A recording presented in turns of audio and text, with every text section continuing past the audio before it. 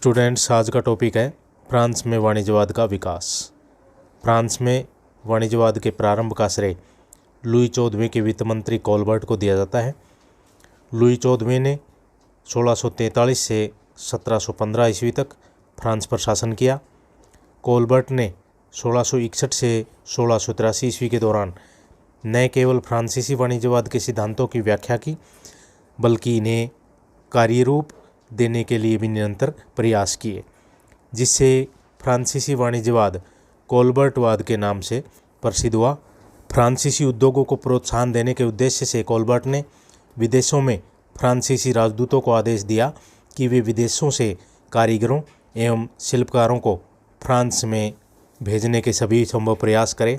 Holland, Sweden, Venetia, German राज्यों से आए कारीगरों तथा देश के उद्योगपतियों को पुरस्कार और एकाधिकार, कुलीनों की उपाधियां, बिना ब्याज के ऋण, कारखानों के लिए जगहें आदि का लालच देकर फ्रांसीसी उद्योगों को विकसित करने के प्रयत्न किए, जो काफ़ी सफल रहे। कोलबर्ट ने फ्रांसीसी उद्योगों में उत्तम कोटि का माल तैयार करने संबंधी नियम जारी किए, ताकि देश विदेश की मंडियों में इनकी मांग अधिक हो। गिल्ड बनाने के आदेश जारी किए। सभी कारीगरों और व्यापारियों को गिल्डों के सदस्य बनने को कहा गया। गिल्डों पर सरकारी नियंत्रण बढ़ा दिया गया। इससे सरकार को आय होने लगी।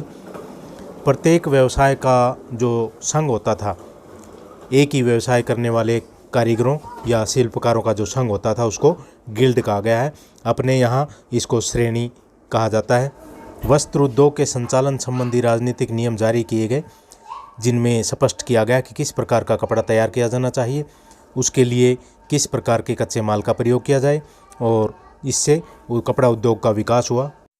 कोलबर्ट ने व्यापार की विधियों एवं क्रियाओं के बारे में भी नियमों का संग्रह तैयार कराया, जिसे कोड ऑफ कॉमर्स कहा जाता है।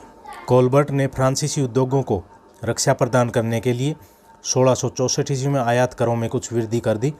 1667 ईस्वी में निर्मित वस्तुओं पर कर दुगना कर दिया। इससे अंग्रेज़ों, जर्मनों और डचों को फ्रांसीसी व्यापार से हानि हुई।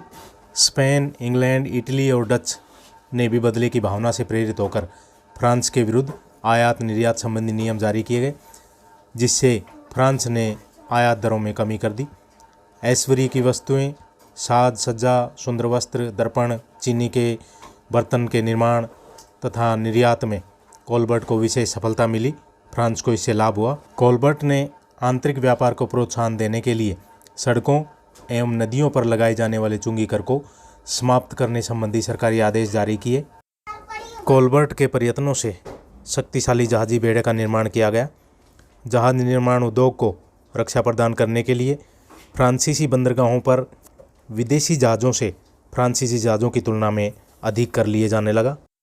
कोलबर्ट ने फ्रांसीसी विदेशी व्यापार को विकसित करने के लिए अनेक व्यापारिक कंपनियों की स्थापना की, जिनकी सरकार द्वारा आर्थिक सहायता प्रदान की जाती थी, जैसे the east India company, the waste India company, the company of the north. Colbert ने राजकीय कारखानों को स्थापित करने पर भी जोर दिया, और इसके समय 113 राजकीय कारखाने थे।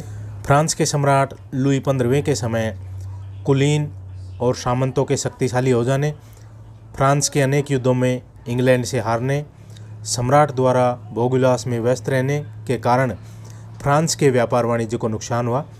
1789 ईस्वी की क्रांति की ओर अग्रसर हो जाने पर फ्रांस में वाणिज्यवाद के पतन की प्रक्रिया शुरू हो गई।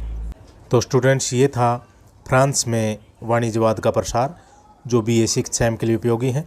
ज़्यादा से ज़्यादा स्टूडेंट्स को शेयर करें। Thank you.